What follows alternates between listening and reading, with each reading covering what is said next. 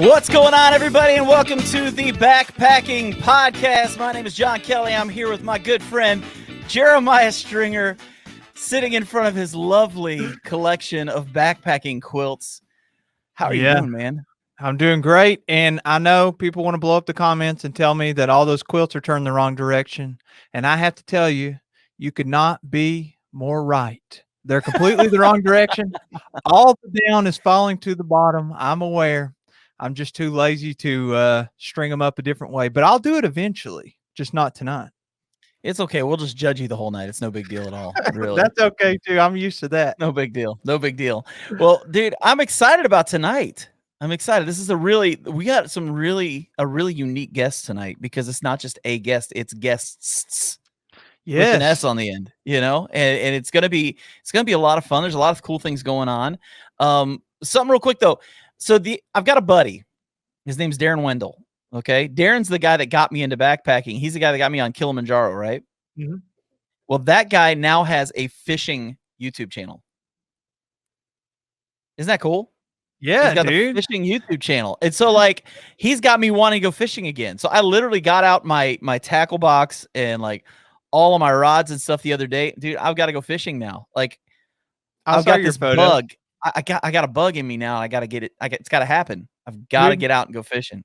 If you want to go fishing, come down my way, Lake Cumberland. I mean, right now, just so everybody knows, if I just disappear out of existence, there's a massive ice storm coming across Kentucky at the moment, and I could lose electricity at any second.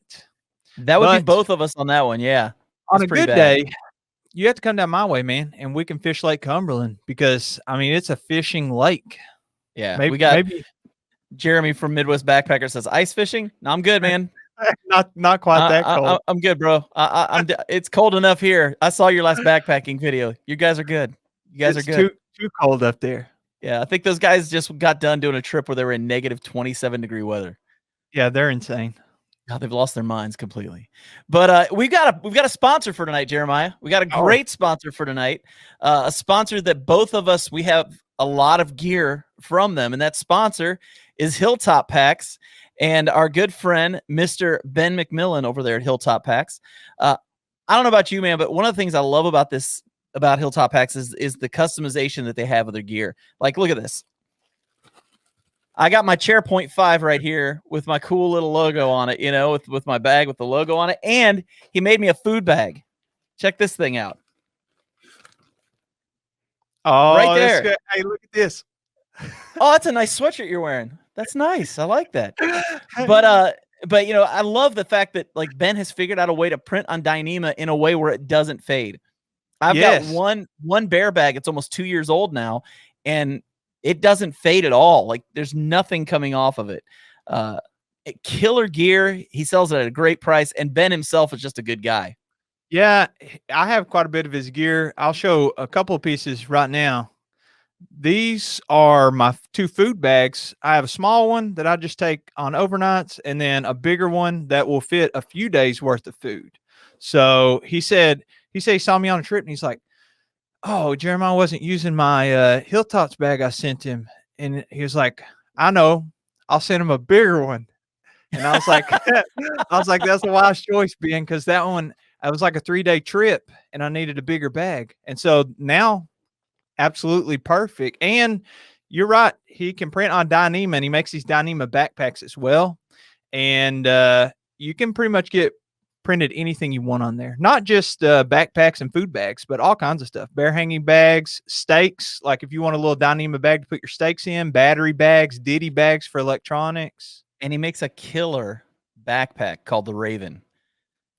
Oh, it's frameless legit, backpack. It is really nice. Well, and Ben happens to be on tonight, and as we mentioned, he's a really nice guy. Well, Ben even says he's funny too. So yeah, and very modest. Yeah, we're very modest. We're thankful to have Ben on here. Ben, thank you so much for sponsoring the video tonight and sponsoring the live stream. We definitely appreciate you doing that for us. So Jeremiah, let's talk about crazy people for a second.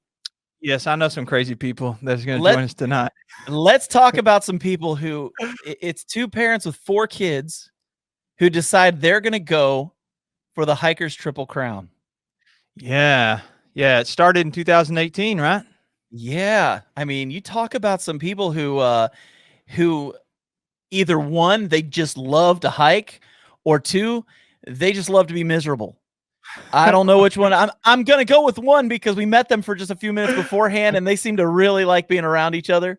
Their names: Vince, Monica, Aiden, June, Henry, and Georgie. And tonight with us, we've got Vince and Aiden and Henry. Let's welcome in the Strawbridge family. How are you guys doing? We're doing great. Thank you. Man, it is so good to have you guys here. We've already got one person saying the Strawbridge family are amazing. Well, thank you. So question for you guys. This has to be answered. Are you actually out of your minds, or do you just love to hike? I think we're out of our minds, honestly. I think that you might be right, but I also think that from watching, see, you all are documenting your experiences, right? You started this YouTube channel, so take us through a little bit of how this whole thing started, from your all's first through hike to now you're trying to complete the Triple Crown. Well, I guess that's probably better for me to answer. We let's see. We were in 2008. You may remember that there was a housing market crash. So yes, I might have been in an industry related to that. Not disconnected is I was in another industry. You might remember it was related to technology, and I was in San Francisco right about that crash. So there's sort of there's a pattern that develops. But when the housing market crashed, we had a lot of money. We owed a lot of people a lot of money. So we were trying to figure out what we could do, and we couldn't justify a vacation because I was trying to pay everybody back. I didn't want to go bankrupt. I wanted to pay all my subcontractors. So we spent a lot of time working at that. But, how do you go on vacation and say, hey, I heard the Strawbridges were on a cruise and they owe me money. So I didn't want to do anything like that. But nobody's mad at you if you're sleeping on the ground. And we had some friends that were into backpacking, and they started inviting us along. So we did that. And my wife always has liked walking pointlessly and aimlessly and would invite me along. And I'd say, that sounds really dumb if I'm not chasing a ball. So at some point, it was very evident that she was into this thing. Like, she really liked it. She enjoyed going. And then we took a loop hike in 2017, I want to say, up in the Smokies. Walked about 65 miles, and the kids got stronger every day. And I was like, oh my gosh, that thru hike you've been talking about, Monica? Why don't we just take the kids and go? So it was perfect. So that was about 2017. I had a good sort of hurdle that I thought we'd never overcome. Walked back, kind of went back home, went to Aiden, this is my oldest. She was in a 4-year high school program, continuous, program that was pretty rigorous. And I thought, well, at least I'll have an out because I'll go talk to the principal, and she'll say, no way, you can't go, you can't take her out and come back. And the principal said, oh yeah, that sounds like a great opportunity. Wow. Well, I guess we're going. So the first hike was just a once in a lifetime opportunity. We're never going to do that again. And we didn't even, I didn't have any high expectation that we would make it. I didn't know what to expect, having gone 64 miles is the furthest we'd ever been. But we showed up there. This is pretty good too. We show up there at, walking to the Canadian border on the northern end of the PCT. And that's when I realized that we were with the experienced hiker crowd, because the Sobos are the ones that know they have a tight window. I did not know we had a tight window. I just showed up with my kids and started walking. And we were going southbound just because of the school calendar. Because we had, we got to start later, after school ended that way. So that's how it all started. We just did the PCT, came home, head in a cloud, all that hiker, malaise that you have when you come home from something that's that significant. And then actually it was the Bennett family talking about hiking the Triple Crown. And I was just like, yeah, that's what we need to do. Why aren't we doing that? So I texted her and I said, yeah, I think you've caused a problem for me, because now I got to go talk to my wife about hiking a Triple Crown. And that was a lengthy conversation. I can imagine. Yeah. I would say over the course of several months. But finally she came around to the idea, and then, but I went for the whole Triple Crown right away. I didn't pitch it as just one more trail. I was like, let's go for both. And figured, why not do the CDT first? We thought it's the hardest. Or we had heard it was the hardest. So we're like, let's get that one out of the way first, because, don't leave that one hanging for last. So go ahead and jump on that one. So we did the CDT then in 2020, mostly southbound, a little bit of a flip-flop due to some coronavirus closures of Glacier National Park. So that's how it all started. And honestly, we were weekend warrior, pack into a base camp and do day hikes before we stepped out of the car to walk the Pacific Crest Trail. So wow. That's crazy. That's awesome. Aiden, Aiden, what did you think whenever he went in and talked to your principal? I really didn't think he had a chance. I mean, it is a strict school, so I was surprised. They're not allowed to let anybody go out and come back in.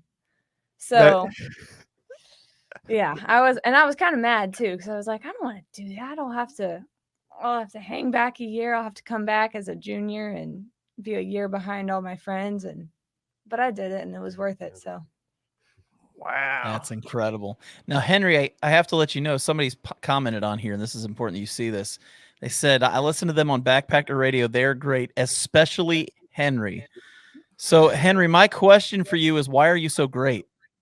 I don't know. Probably because I was like contradicting most of what like everybody else said. They would all be like, it's the greatest trail, and I was kind of more inclined to say the opposite. So I was just like, I was the one. He hated hiking. I didn't like Henry's tagline, if he had one, on the Pacific Crest Trail, we'd climb this amazing vista. We'd hit the top of this pass. We'd be looking at 360 degrees all around, mountains rolling off into the mist, and be like, man, isn't this amazing? And Henry'd say, I've seen better.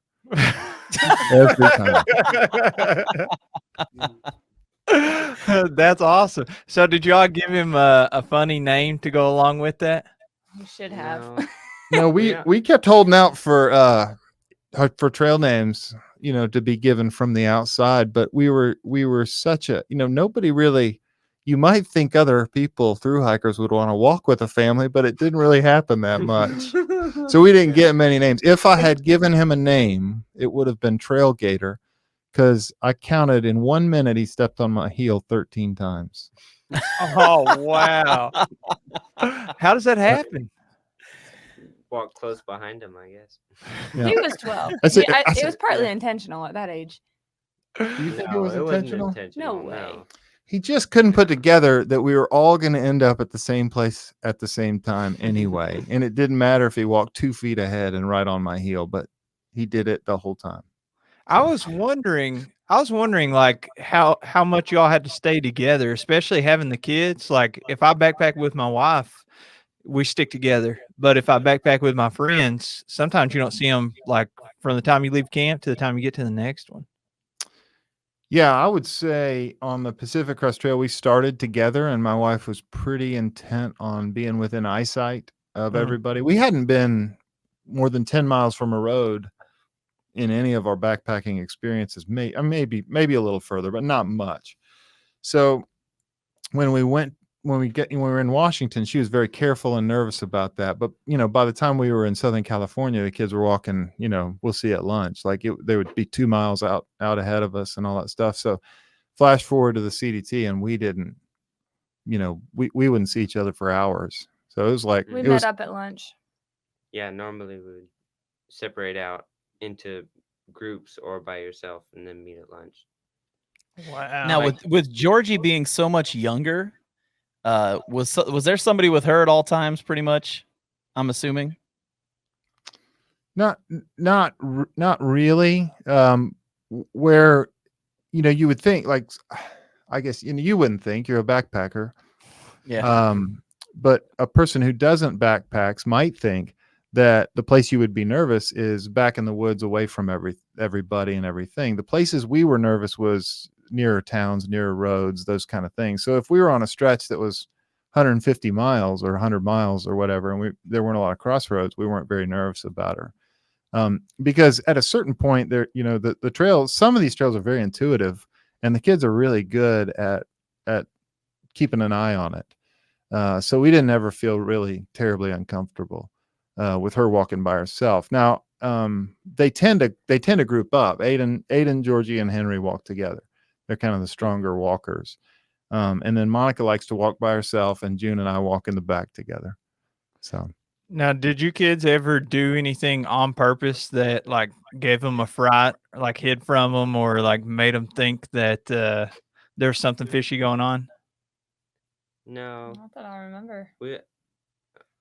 we would always try to like scare each other, like come out from behind a bush and jump at somebody and scare them. But if you got behind, you'd try to look for a surprise, because we would always try to surprise each other.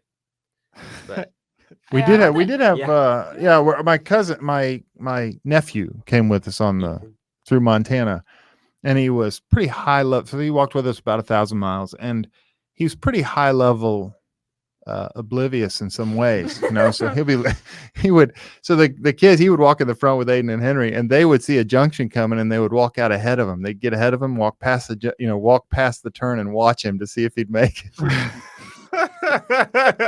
always on the wrong way. every time the trail has just a turn from, like, if the trail going straight and the CDT goes one way, if the trail is more trodden that way, then he'll always go that way every time, like no matter what happens. Like he'll just always Mom miss always it. did the same thing. Like on a road walk, if you're supposed to get back on trail at a certain point, she'd just keep walking down the road. Yep. Oh yeah. She has a tell. It's a double track. If you go double track to single track, she misses it every time. So at a point on the CDT, we started setting up arrows, and then we had to start setting up bigger arrows, so she'd have to step over them for the turn. Otherwise, she'd walk past them. So double track to single track, she would miss every time. Oh, that's John- funny. Hey, John, tell them about you on that road walk on the Sheltoe. Oh, Tell them about that. okay. So I did the Sheltoe Trace here in Kentucky. Obviously, nowhere near the length of the trails that you guys did. I think we ended up hiking like 300, and I think it's 323 miles was the trail. And I was coming out of the woods one time, and I walked out, and I looked to my left, I looked to my right, and over to the left, I saw a blaze. And so I turned left, and I followed the blaze. And a mile later, I got on my satellite stuff and looked to see what was going on, and realized somebody moved the blaze and put it the wrong direction. I literally walked a mile in the wrong direction and had to turn all the way back around and come back. So I had an extra hour added onto my hike that day.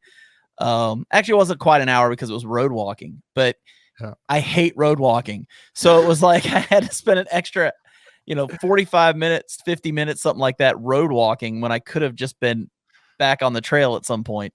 And so I actually ended up, it was somebody took it and hammered it to a telephone pole. So I actually pulled it off the telephone pole and took it and set it somewhere on a tree or something, and sent a message to the Trail Association and just let them know what happened. So if they didn't know, I let other people know. It was just, there's not many times when I've been hiking where I'm just really glad there weren't a lot of people around me at the time.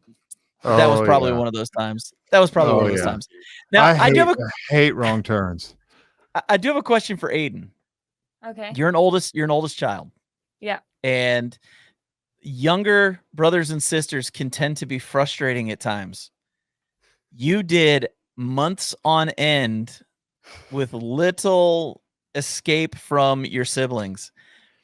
Were there just days where you got back to camp and it was like, I think I'm just going to go get in my tent and just kind of avoid everybody? Oh, yeah. She's in a tent with me, though, so it's Yeah, it's not exactly an escape since we share everything.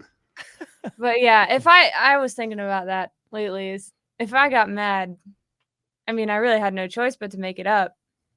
Like, I wasn't going to see anybody else, like, especially on the CDT. It was so isolated. There was nobody going southbound this year. So it was like, I have no choice but to talk to them again. It's not like I can't talk to anybody. I'm too social for that. So did you all pick up a lot of stragglers or I mean, I watched some of your videos and it seems like there's people that wanted to go with you, but I wanted to know, you're saying not many people wanted to hike with a family. Did you all happen to join up with some other people at any point and do some stretches with other groups or anything like that? We do have we have a few, and they're notable because they're sort of the exception, right? Like so but on the CDT we were stronger hikers, and so we tended to walk a little, a little more at pace with the people around us. That was part of the problem on the PCT, probably, was that people were faster than us, so they'd just keep, they'd blitz by us. And we would catch them just because the old, slow and steady wins the race, because we're not single. None of us are single looking for a town to party in. So we just kept walking. So the best of those examples would be this guy named, he was, what was the name? They were the royal family. His name, he went by the King. And we saw them in Washington, and everybody that passed us, we'd be like, well, never see them again. Well, never see them again. Well, about Northern California, we're walking, and there is the sun behind a person's head, and we hear this sort of exhale and an expletive. And he's like, where did you guys come from? And we're like, oh, it's the King. And he's like, how did you catch us? It's like 400 miles later, So we caught up to people just because we were so persistent. We didn't take any time off in towns and all that stuff. Now, in his defense, he's from New Zealand, and he'd been sick, so he'd been taking Advil, and Advil PM is not available in New Zealand, so he'd been taking a medicine that was putting him to sleep for about 400 miles. So he had a disadvantage in terms of his walk. But That's great. in the mountains through the Sierras, we had there was a girl named So Good that caught us in Red's Meadows. We knew a storm was coming in, and she said, hey, there's safety in numbers. You mind if I walk with you guys? So we got to walk with her for about 6 days. But we would overlap with people a little bit. On the CDT, we had some of the hikers, some of the southbound hikers we would hike with for a little more extended 2-3 days, maybe a section. So it was a little more so on the CDT, but the people that would come out and join us are people from home. They just kind of get excited about the idea of us, going, and they just want to show up and do a couple of days on the trail with us, which is really, ultimately it's a very bad idea to try to join a thru hiker who's in their stride. Right. And so we just put them through it for 2 days, and then they go rest up at a hotel and recover. So yeah, they don't have their hiker legs yet. That's for sure. No, it almost always starts as a joke. Like, hey, wouldn't it be funny if they came out with us? Yeah. Yep. So- And then all of a sudden, Yeah. Do you all loan them gear and then they just show up and they're like, oh, I'm out here in it? Or are they typically a backpacker? Or are they just like, oh, my cousin, they want to come hang out for a little while? it depends. I'm trying to think. I think people have turned into backpackers to join us, and they do buy gear, and they sort of get geared up, or they borrow gear from backpackers at home to come, stuff like that. So, yeah. Yeah, when our cousin came for that 1,000 miles, he hadn't done any real hiking before. Like that family doesn't get out for like overnight stuff. Like they did a lot of day hikes. Like they had been to like Kings Canyon and places like that before, I think. But yeah, I mean it was a first time for him, but he did high school cross country and he was strong, so we were like, well, yeah. He's just He's just really tough. He athletic. could do it. Yeah. Very cool. So, got a great question for you guys. Was there ever a dad moment when you had to say, "Don't make me turn this group around"? Oh yeah, there's lots of those. Yeah, it's sometimes I don't know. It's it's so funny because it's very confounding to run into the comments that say you guys are so amazing, and I think we're really not. Like, if you caught us out there at the right moment, you might think so, but there's a lot of moments you could catch us in. It's not quite so amazing. It's just the regular stuff, it's teenagers are teenagers and parents are parents, and it's just not easy. But yeah, there have been times when I thought, what have we done? Like we got to get out of here. So probably first 300 miles on the PCT, that was every day for about 2 hours. Like, what have I done? This was a bad idea. And then since then, there have been moments, but most of them are connected to injury. I would say most of them are connected to injury. So my wife's feet got really bad, and I just thought we got to do this. In terms of the drama of the kids losing it and everybody going after each other and all that stuff, there's a great book. I don't know if you've read it. What is it? Walking to Listen, it's called. And it's a coming of age story. This guy graduates from college. He can't find anybody to accept his thesis for a master's. So he says, well, I'll just go write it myself. So he walks out his door and somewhere in New England, and he walks the country. And there's this one line in there, or one description that I really like, where he talks about the luxury of the walk is that you don't have to hurry with your emotion. You can do hate walking. If you're hate, just hate for 3 days. If you're hurt. If it's all joy, just be joyful for 3 or 4 days. Who cares? And I thought, man, we got time. So it really was a fun framework to approach that thing with. Like, if Aiden's mad and being a jerk, not that would ever happen, but if that happened, I don't have to rush the recovery. Like, I can just let that kid be a kid and lose it. And, so the parenting and the discipline, it's so much easier once you say, I got time for all this stuff. Henry's smiling behind you right now, by the way. You said that, and there's just a big grin on his face back there. Can you think of a specific time? Tell us about this grin. I got to hear what this grin is about. I don't know. I think it's just, I don't know. He's like, it's just a lot easier for him to parent us out there, and we don't have much to do, and it's just, even if you're annoyed or like angry at someone, then you can just, and you go walk for 2 miles by yourself, and then you're fine. You come back, you're all right. I did have a dad moment. I'm thinking of a dad moment with Henry. Do you remember? It was at the roller coaster. Do you remember? It was the roller coaster day. Oh, and he kept going and going and going. That one? Yeah, but we wake up, we got 24-mile day, and we woke up a little late. And we took a 24-mile day. There was just nasty water for all morning, and then we climb up this ravine, follow this cut, and it was the wrong way. So then I was like, well, we got to get back to trail. So we go straight up the side of a mountain to get back to the cliffs. So we got kind of go up this rise, and then we hit the top of this thing. We thought, looking at the elevation chart, that it was a reasonable day, but that's because the elevation chart we were looking at were zoomed a little. We weren't zoomed in quite tight enough, because it would change. It would go up 200 yards and then come down 200. It was just up and down, and they call it the roller coaster. And that's coming in, I don't know where, somewhere in Montana. It is the weirdest thing. It really is like you're walking along the top ridge. Dry. Of all these connecting mountainous they're just sections. It's so weird. Like, you would stand at a point, and you could have a big valley down on your right and a big valley down on your left, and there'd be another one like going off that way. It was terrible. It was just a ridge walk. It's continental. There were no trees. No trees. It was all rocks and grass. Yeah, it was really hot. Really hot, exposed. The one water source we had that day was like 200 yards down the hill. Yeah, that's right. That was barely going. So we had 8 miles to water, which I thought we'll hit that mid-morning, and then we had 17 miles to water, something like that. It couldn't have been that, because it was a 24-mile day. No, it was in the teens. At any rate, it doesn't matter. The point is, we don't hit this water source until about noon. And we got to make 24 miles, and that's only our first 8 miles.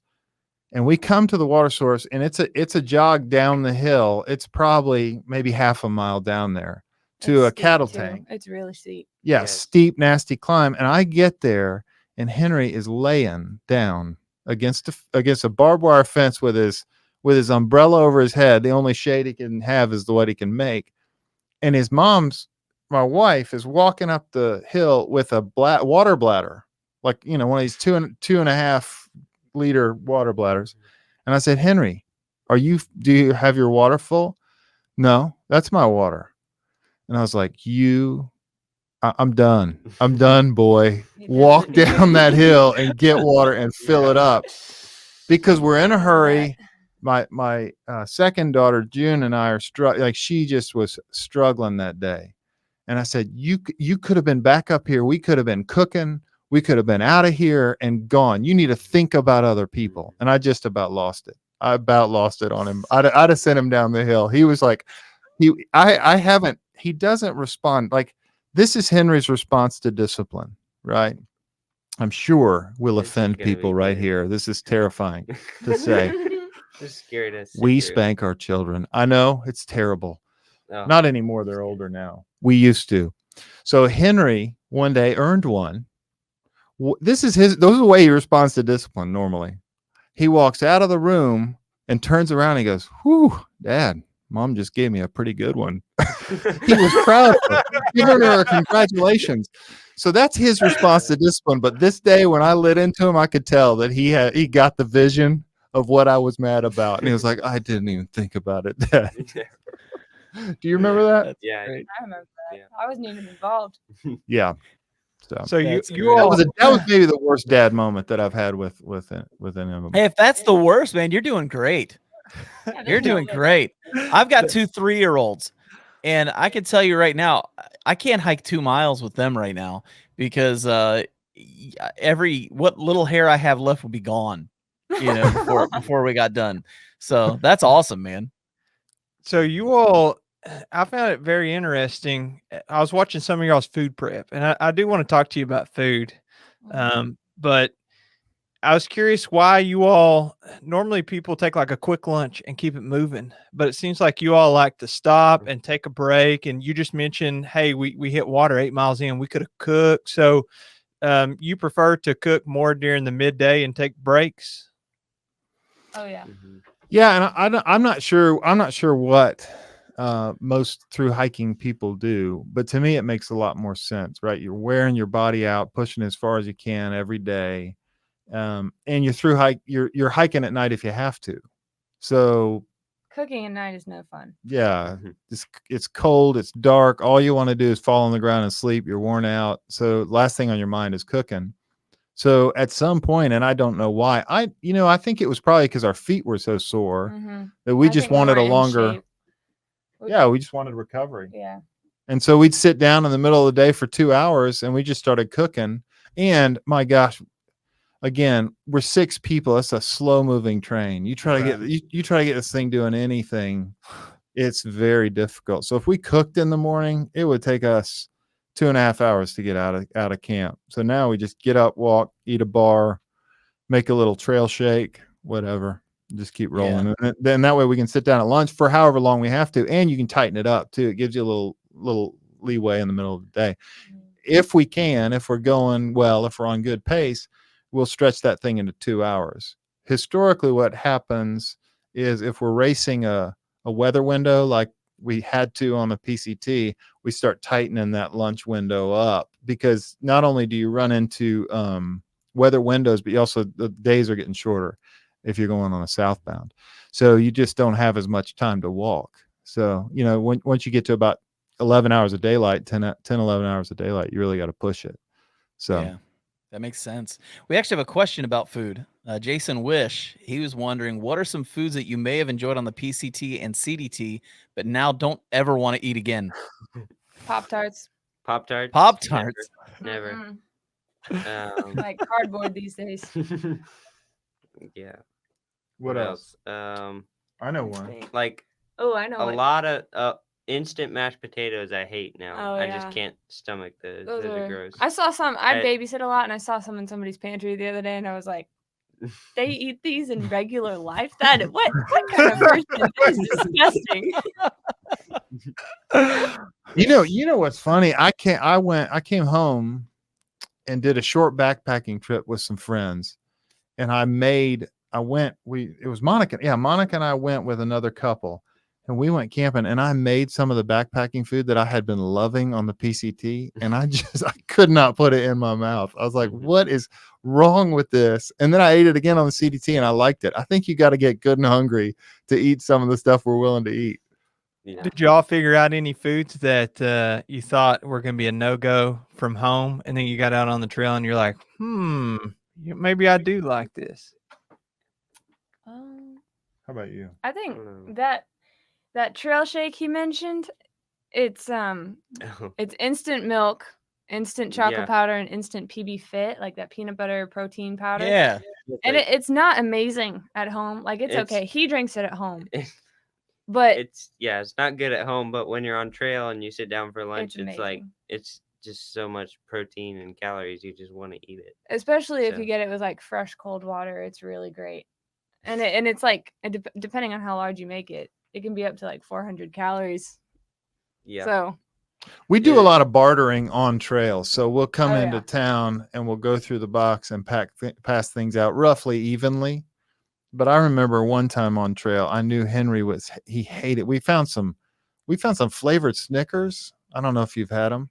Never heard of that. They were weird It's like flavors. jalapeno spicy. flavored Snickers. Oh, I Like, was It's what? like- I loved it. I wanted it bad. Gross. So, but I had one of the regular Snickers, and Henry was dying for it. So I was like, Henry, what are you gonna give me for this Snickers? And finally looked at me. He's like, and he had two flavored Snickers, and he was so close to trading me. He's like, I just can't give up the calories, Dad. Oh my gosh. And he's come to hate Cliff Bars, I think. Yeah, I don't like Cliff Bars. I'm right there with you, Henry. Like 1,000%. I That's so funny. I did Kilimanjaro a few years back, and I probably ate I felt like 250 of those just in that week, and I have had 2 since 2016. Like that's it. I won't touch those things. I'm right Yeah. there with you, Henry. 100%. So how Have do you had the all- Builder Bars though? I like the Oh, Builder those are Bars. so Cliff good. Builder. It says Cliff on it, so I just kind of avoid it. Before you give up, give the Give Builder those a Bar. try, Give then. him a The try. mint Okay, I'll give it a chocolate shot. Those ones are really good. So who decides all this food that I see you all mailing boxes like priority, and you can bounce them along, and you all have a whole system. And I'm curious, like do you all assign jobs of who's packing what boxes, and then like who's shipping them out, who has this job, who has that job, and who decides what food's in there? Because if you divvy it up, then I just don't know who decides ahead of time. Well, we're getting better. We're getting better and better at it, Yeah. and we I'd have. say third time's the charm. In this We'll find out. I think so. Jury's out. Like we'll find out if the third time is the charm. We have shown up into town and been like, didn't we send tortillas? Weren't there tortillas coming to this town? So we just kind of have to make do. Is it- But I put a little chart on the side of the boxes, and the kids go down and I say just fill the boxes with what we've got in. Costco and other like Amazon. Costco and Amazon basically determine what goes in the boxes. So Whoever Yeah. delivers first. whatever's Whatever. cheapest and we can get in bulk, we get it in. So Yeah. so then we start then we just sort of stack them, and then once a box is full, we stack them and we mark what's in the box on the side, and then once it's full, we move on to the next box. So that's how we do that. But nobody has a specific job. I just shouted out, Henry, you're on Like- hygiene. No, I can't do that because there wouldn't be anything in the box. I do. But if hygiene. I'll say, see what we got in from Costco and just start putting it on all the sections, all the boxes and stuff. Yeah. So it's not too Somebody bad. wanted to give you the comment here that you definitely get the Dad of the Year award. So Well, Dan, I'm gonna tell you I thought that was true, but I'm gonna dispel that rumor for you. So I finished the CDT. My head was in a daze. This is the second long trail, and what kind of dad must it take to do such an amazing thing?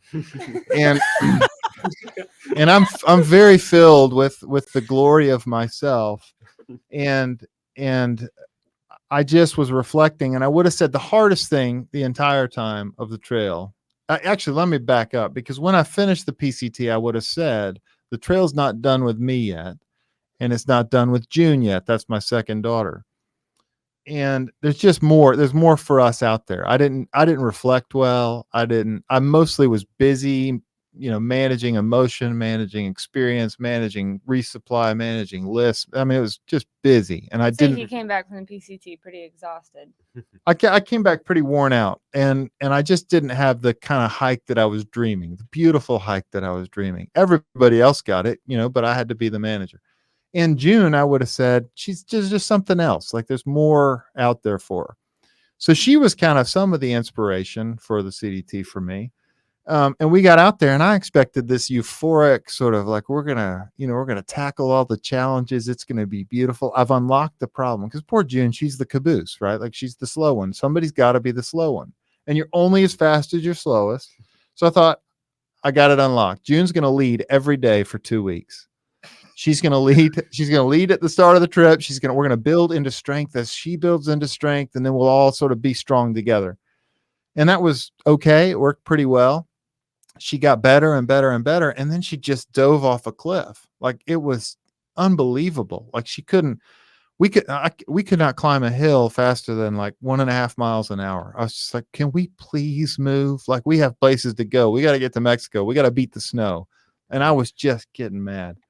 Well, I did overcome that to some degree. Like at some point I overcame that and said, well, she's a part of the family. The flavor of our family is not whole without this awesome kid, beautiful philosophical recovery, I'm sure. Make it to Mexico. And then I get home. And then we take June to the doctor and get blood work done. And turns out the doctor says, this is a direct quote. I'm surprised she doesn't have trouble breathing. She's severely anemic. Wow. And I thought, oh my God. So you're a horrible dad. Yeah, that's why I said, Dan, I'm sorry. I'm a terrible dad. Well, And it was gutting. It was very gutting for Yeah. quite a while. But June took it well. She marched around the house for about 3 days going, I walked the whole CDT and I was severely anemic. You made me. She was so mad. You made me walk 3,000 miles severely anemic. that was the topic of conversation for about 3 weeks. Oh, it was great. That was great. Wow. So Dan, I'm sorry. I appreciate the thought, but it turns out you're not quite right. Is she fully recovered now and planning on doing the AT with you guys? She just got her results Yeah, back. she got some numbers. They're a lot higher. We still have her on iron and B12, and so her numbers are coming way up. Yeah. And so now you know how to time, treat it on the trail, right? So now you've got a plan in place at least yeah. of what to do on the trail that you didn't even know about before. Yeah, we're addressing it with nutrition, and it should have been an indication, you guys. I don't know. Should have been an indication when she was only eating ramen, and that's all. That maybe there was going to be a problem with her nutrition. That was dumb. Wow. Mom knew something was up. Yeah. Everybody else but Dad. What she needed was a cheeseburger every meal. My God. Yeah, exactly. She would do all right in town. She can crush it in town, but on trail she locks down and won't eat. So we're working on it. We're working on that. Well, Nice. I have, Aiden, I know you're a little older, but I have a question for the kids. Oftentimes I find myself looking at things through like my teacher lens, if you will, because my day job, I spend all day with like 15, 16-year-old, 18-year-old kids. And it seems like they're like literally, their phone is glued to their face.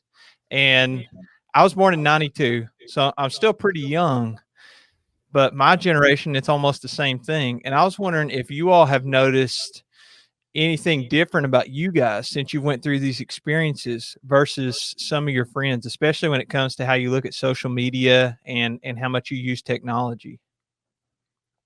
Well, we've never exactly. It wasn't exactly an open gate for us to just use technology whenever we wanted. I mean, I was the first one to get a phone, and that was only because I was going to school 30 minutes away from home when I hit high school. So, I mean, we've always been kind of distanced from it. Distance from technology more than other kids, but I think the trails have it definitely opens your mind to it for sure. We come back and I notice that more. I'm like, we can just sit here and talk like we do on the trail, but your phone's in front of you. How do I talk to you? Yeah, I've started to notice like if an awkward moment comes up in conversation with my peers or with people younger than me, it's always, they pull out the phone, they do something, but we're pretty good at, addressing it. I don't know. I don't know about that. They're No, good at it really. because they don't have them. Well, Aiden Mhm. has a phone. Henry doesn't even have a phone, so No. we're just kind of we're not anti-technology, but we don't have it around. But I would be interested. I think the question is, do you feel like you're different from other kids that are your age in the Yes. use of technology? But part of what you're saying is that you are anyway. We Part of it. We But But are also the trail adds to anyway, that. but I think the trail does. yeah, actually. I think so because I mean, social media is really big in our generation, and I've never had it, but I can tell that I don't think I ever want it, especially not like the stuff that's like instant message reply, pictures all the time. I don't know. Mhm. Maybe Instagram would be as far out as I went, but you know, yeah, that instantaneous stuff kind of scares me a little. I think it would be addicting for me, and I think it'd be better just to stay away from it. That makes And sense. I don't know how much of that the trail has to do with that, but I think it helps. I got you.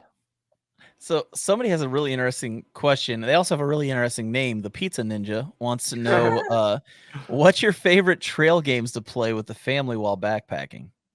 Trail games. Do you have any? June carried a card deck for the CDT. We didn't use it very often, mostly in town, which is kind of opposite to the point of carrying a card deck. But Yeah. we play a word game sometimes. Like What's that spelling game? yeah, it's Oh, like a yeah. spelling game. You start. Somebody says a letter, and you form a word, but you don't want to ever end a word. But everybody's chiming in with a new letter every turn, so the word changes that it's going towards. But the goal is not to finish the word, so you just If you finish the word, you get a point, and you don't want points. yes. That's a Nice. good one. I That's like a that good one. game. That Yeah. is a good We Did you guys ever do the put something in somebody's pack or put something on somebody's pack while they're hiking? And Yep, we did. Georgie definitely. yeah, Georgie's really good at it. I ended up Oh, with yeah? 30 rocks in my backpack one You just- day. How And many? Before I they noticed. weren't small little pebbles. They were like they're pretty That's big big rocks. Mhm. I was like a It's frog boiling It's in like the water. my back is hurting today. I don't know why. And Georgie's like, Oh, maybe it's because of this. yeah. We've done that. We've done like the safety pin. You pin it on the outside of somebody's pack, and then whoever has is like the loser, and then you try to secretly pin it on somebody else's pack. It'd Oh, be that's interesting. funny. Yeah, That's a good I like idea. that. Yeah, we may have to do that one. Yeah, the rocks though. The rocks really suck. Like that's brutal. yes. That we- was mean. we got this guy- My favorite of the trail games is the spelling bee, and Henry's the only contestant. He may be the I can't spell. he can't spell. So that is a lot of fun. I Yeah, like that one. They just tease me about that the whole way. They're like, spell this word. Spell this word. I can't do it. That's okay, bro. I can't spell either. So, we go ahead, Jeremiah. we have this guy that we're buddies with, and his name is Miyagi on the trail. He's got a YouTube channel too, and he took us. John wasn't on this trip, but we all have we do this YouTube, and a bunch of us hike together on different trips. So there are several people that are all really close friends on this trip, and Miyagi planned the trip, and it was through the Smokies, and it was down in the bottoms, and it ended at Klingman's Dome. And for those that don't know, that's like the highest point on the AT, even though we weren't on the AT on this trip. And he had rocks all in my pack. Like the last day we got done, and I still found like 3 big pond rocks or like creek rocks Gosh. in my pack. And like the last 9 miles, all uphill to the top of that mountain to Klingman's Dome. It's like 6,500 feet down from just like under 1,000. Is that the same that's trip the where he hike brought we the did. bell? What's Oh, what's yeah. that? Say it again, John. No, I was just saying, is that the same trip where he brought the bell? Yeah, and was putting the bell on the back of your backpacks. You have to put a bread tie on like a bell. You know how people have those bear bells? Uh-huh. Okay, I don't ever take those, but if you have somebody in your group that has one, you take a bread tie and you have to sneak the bell onto the back of their pack while you're walking behind them, and you do it while they're moving. There's all kinds of games you can play. Oh, those are really good. Here's a great one for you. Midwest Backpacker didn't realize Miyagi put a stick in my pack until I watched the video a month later. Oh my god. He was on that. Don't hike with. Here's Miyagi. Don't hike with that Miyagi guy. He's tricky. That's great. Where was that? Was that hike out of Bryson City on that side? Miyagi, can you answer in the comments where we started and where we finished? I don't know. That was a trip. That's a Fontana. We started at Fontana and did a loop hike up to Klingman's, and that's where we decided the kids could hike a through hike. Yeah, It was that right in that same area. it's like 40 something miles from Fontana to Klingman's on the AT. I don't know if y'all were on the AT that trip. We were doing. We were for a little while. We were.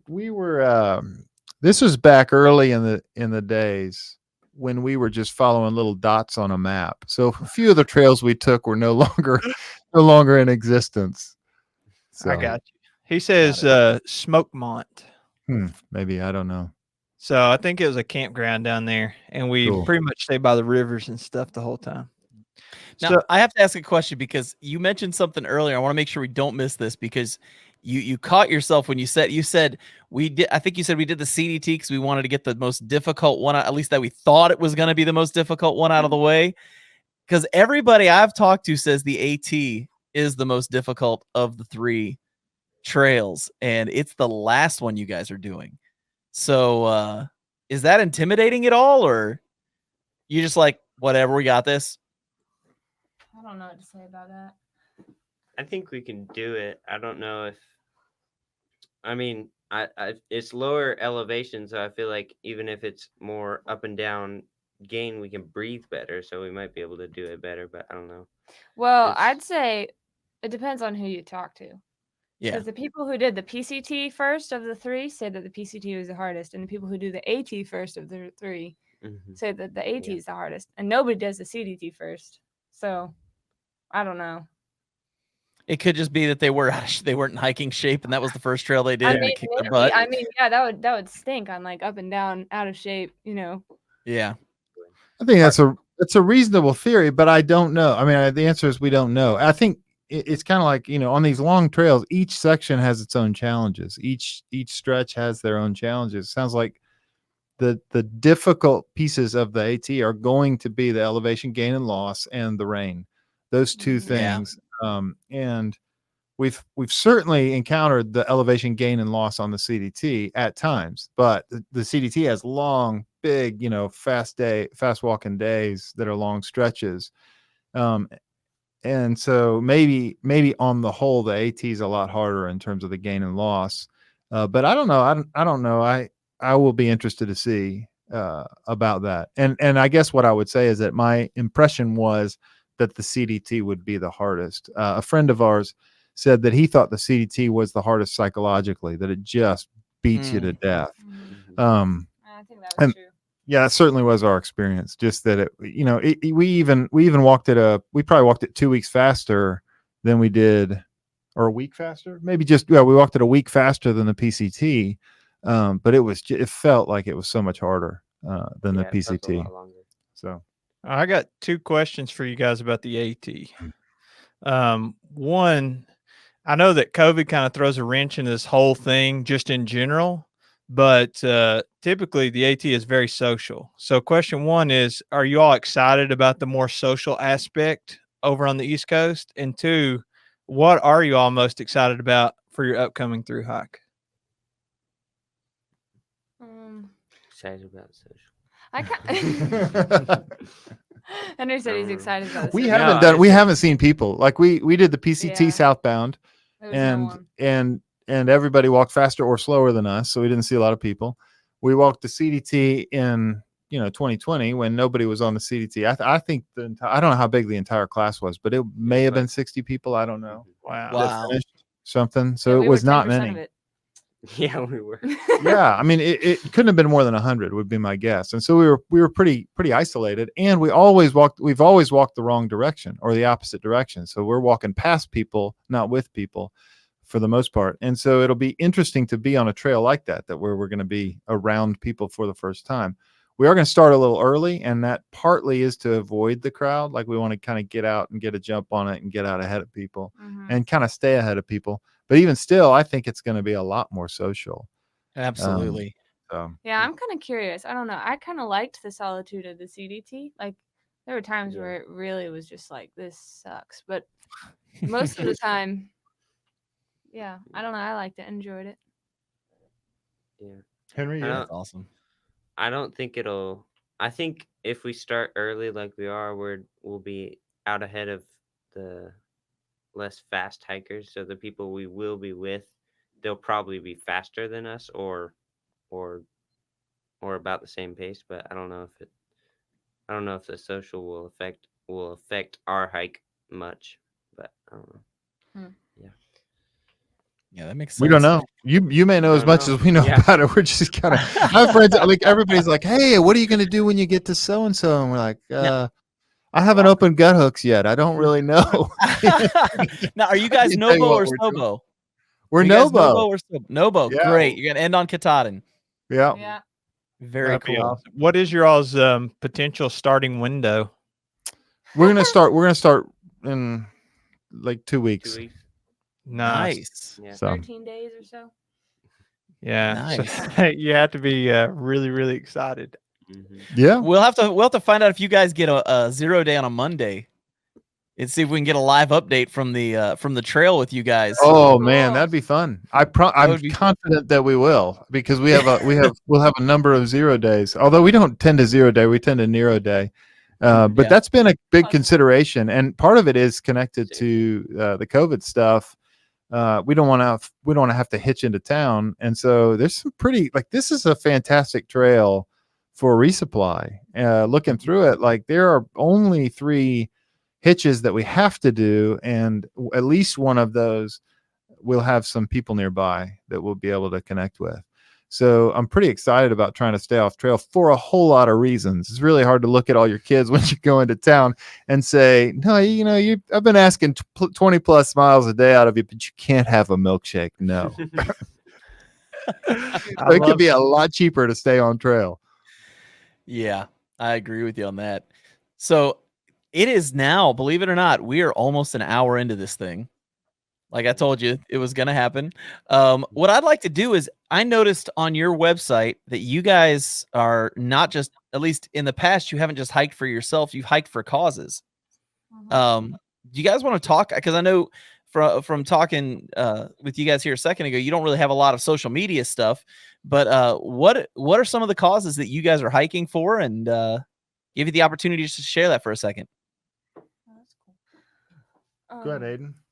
I'm hiking for an organization called Samaritan Village. They're based in Orlando, and they run a safe house for victims of safe trafficking.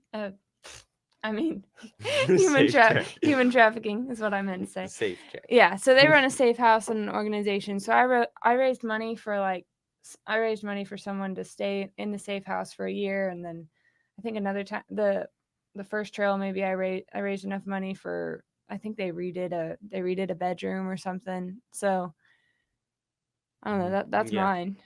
Last trip on the CDT, I raised money for Parker Street Ministries. It's based in Lakeland, and it's kind of based around this neighborhood that's kind of a less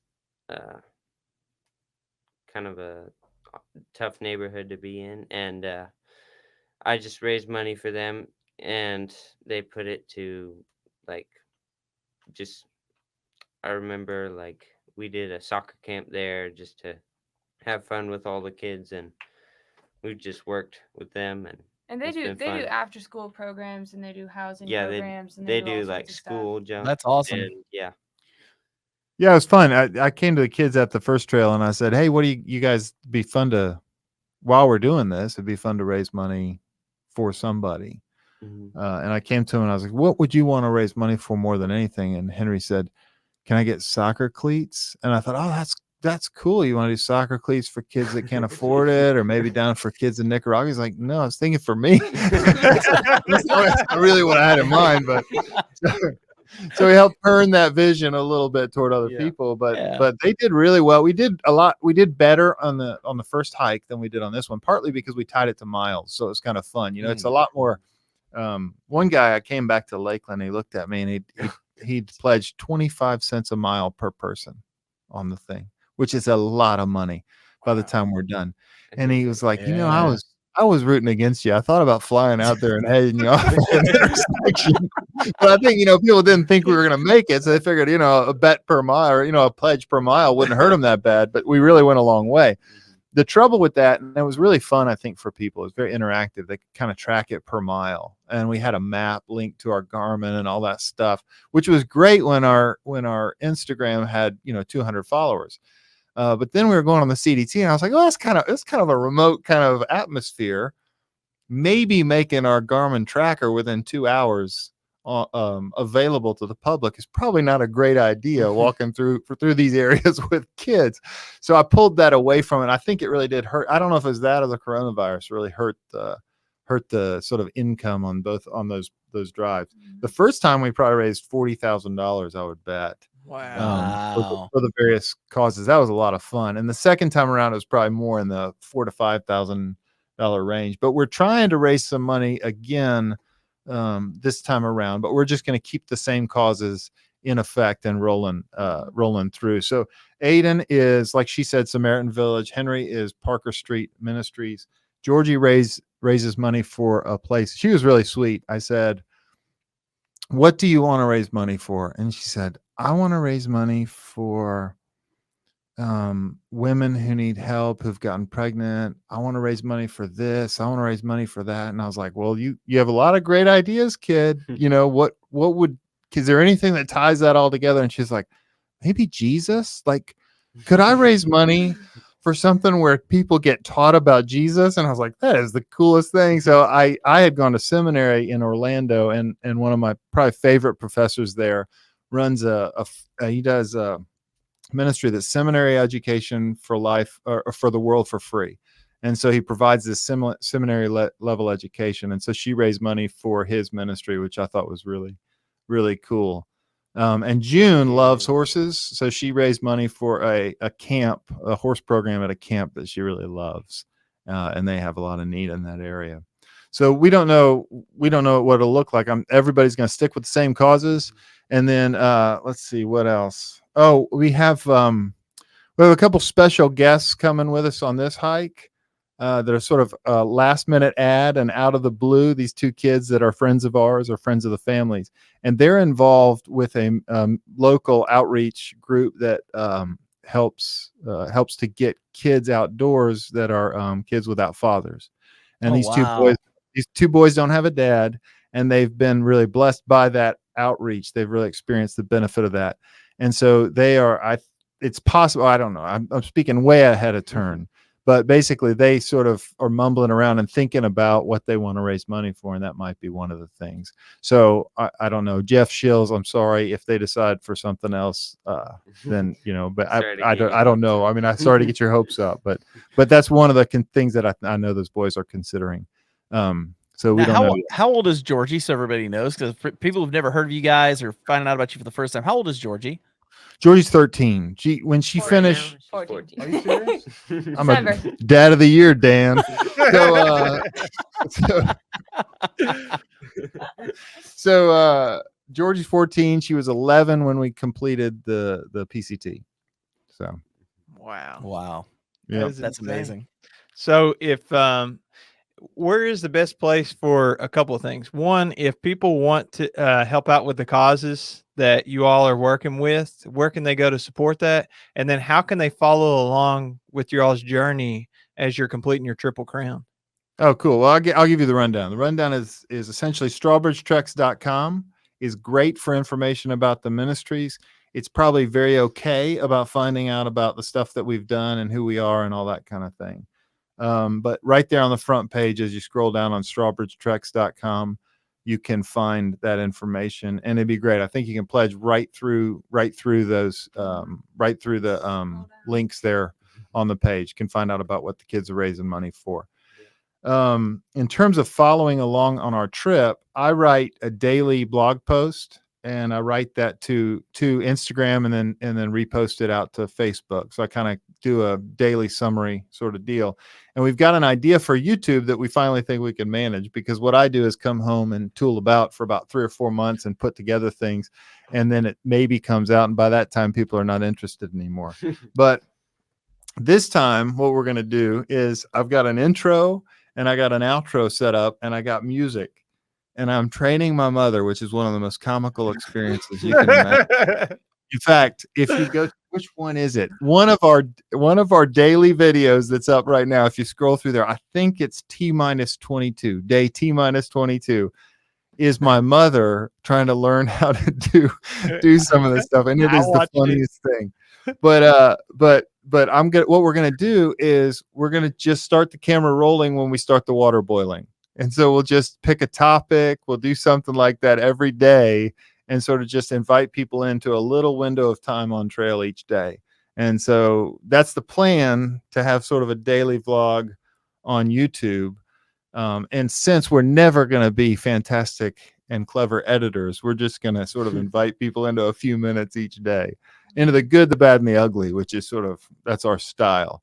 And then if people happen to want more of the insider sort of stuff, there's a little bit more we have going on at Patreon, where we'll actually roll some audio tape and talk a little longer. And Georgie takes a lot of pictures. She has a really nice camera, and we post those to and through the Patreon account.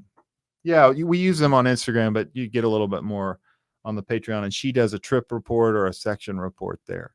So that's kind of the different, those are the various ways to find us throughout this trip.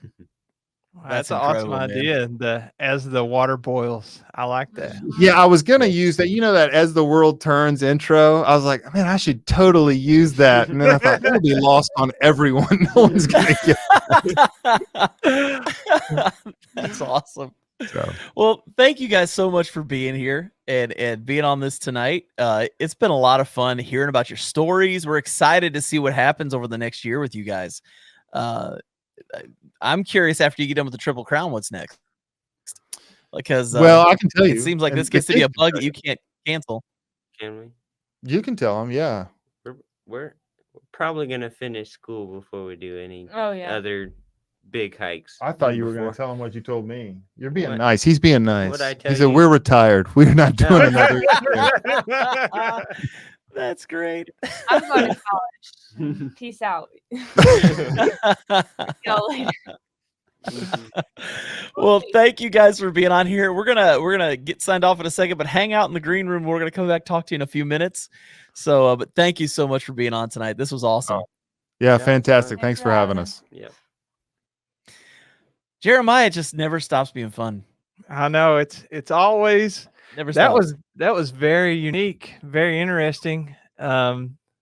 You never hear of whole families that are through hiking together. No, you just never hear of it. And the fact that they get along so well.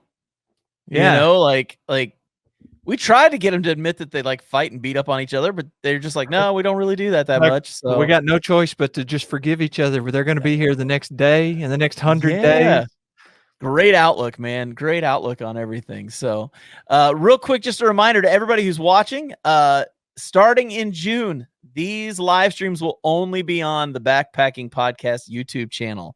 So make sure you get subscribed to that so that you're getting these videos there. Right now, it's obviously on mine and Jeremiah's channels, which can be a little confusing for people commenting because you're not seeing everybody's comments because some are coming from Jeremiah's channel, some are coming from mine. But moving forward, starting in June, all of these are going to be on the Backpacking Podcast channel. Also, all of our live streams, all of our podcasts, we actually put those on the YouTube channel. So we just actually interviewed Heather Anish Anderson this past week, and that's going to be going on real soon. That's going to be an audio podcast that comes out. Is that this Wednesday, Jeremiah? It actually will come out on the 24th. So we 24th. For those that haven't got to listen to the Andrew Skirka podcast that we had him on, which is awesome.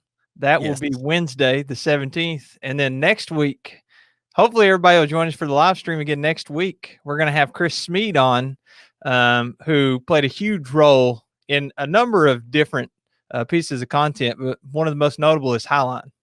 Yes. Yes, we're excited to have him on here and talk to him about that and maybe some future projects they might be working on. So, so thanks everybody for tuning in. Jeremiah, you feeling good? I'm gonna hunker down in this ice storm, see how it goes. We kept power the whole time, so Somehow. it's a win. It's a win all around, right? Amen, So- brother. All right. Well, we will see you guys later. Thanks for tuning in. We'll catch you on the next go round. Adios.